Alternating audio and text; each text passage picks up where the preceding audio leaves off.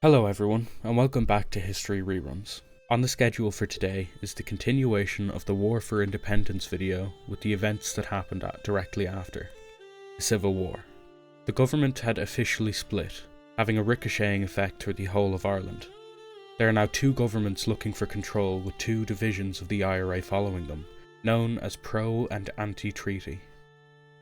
Lasting from June 1922 to May 1923, the Civil War divided friends and family over whether the Irish Free State was a step in the right direction. The anti-treaty side was led by Eamon de Valera and opposed almost all of the bill, specifically the Pledge of Allegiance to the British monarch. The pro-treaty side was led by Michael Collins and Arthur Griffith, who were the official government of Ireland. After the Anglo-Irish Treaty was voted into the Dáil, with a vote of 64 to 57, de Valera resigned from his position as president and left, bringing all anti-treaty members with him. Anti-treaty forces seized forecourts in Dublin as an act of defiance in April, and on June 28, after some British encouragement, Michael Collins fired upon the insurgents with borrowed British artillery pieces. This was the catalyst, as it forced everyone to choose their side. In the south, many IRA members stood behind Liam Lynch, an anti-treaty leader, and by October, de Valera had set up an opposing government. Michael Collins and the pro-treaty government benefited from British-supplied arms, artillery, and vehicles. They directed their attention towards the small towns and cities held by anti-treaty forces, and began invading the towns by land and sea, particularly in Cork and Kerry.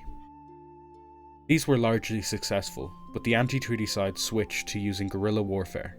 This resulted in the death of head of the provisional government and commander-in-chief of the National Army, Michael Collins, during an ambush in Ballinablaw, Cork. Arthur Griffith died not long before of a stroke, leaving W.T. Cosgrave in charge of the government and Richard Mulcahy as a commander-in-chief of the army. As the new guerrilla tactics were working, the government introduced the death penalty for any captured guerrilla fighters. One of the first executed was Erskine Childers in November 1922. Between 77 and 81 people were executed, and between 100 and 150 were assassinated. By spring 1923, the anti-treaty campaign had greatly reduced to mainly attacks on property. After Liam Lynch was killed in April 1923, Frank Aiken, his successor, called for a ceasefire. The pro-treaty party had won, and reorganised as Cumann na Gael. There were between 8,000 and 12,000 arrests and an estimated 2,000 deaths, leaving Ireland a still divided and polarised place. De Valera re-entered politics under the party Fianna Fáil and regained control peacefully in 1923. And finally, by 1939, most of the controversial policies of the treaty had been removed,